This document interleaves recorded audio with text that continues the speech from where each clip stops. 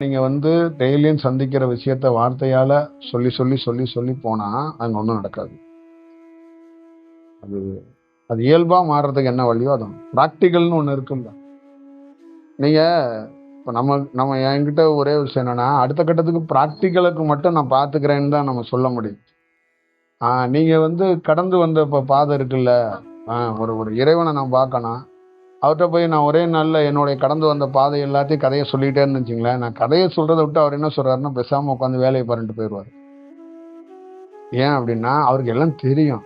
உங்கள் கதை உங்கள் புக்கு வந்து ஆல்ரெடி நான் படித்த புக்கு தான். நீங்கள் திருப்பி எத்தனை முறை கொடுத்தாலும் அதே புக்கு தான் படிக்க போகிறேன். புரியுதுங்களா? உங்களுக்கு வேணால் அது புதுசாக இருக்கும் அந்த புக்கு. அது நான் ஆல்ரெடி படித்த புக்கு தான் அது.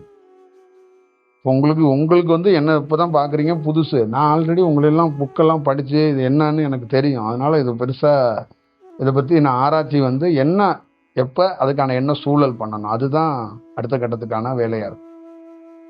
அதனால் அதை நம்ம பார்த்துப்போம். நீங்கள் வந்து எப்பவுமே நல்லா ஞாபகம் வச்சுக்கோங்க, ஒரு விஷயத்தை பெறணும், ஒரு விஷயத்தை பண்ணணும்னா வெறும் பேச்சால் பெற்ற முடியாது. அதுக்கு நடைமுறைன்னு ஒன்று இருக்குது.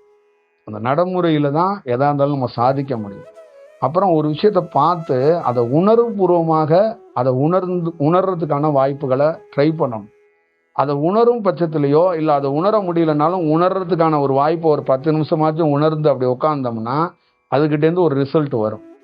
இப்படி தான் விஷயம். இதுதான் இதோடைய பொருளாக இருக்க முடியும்.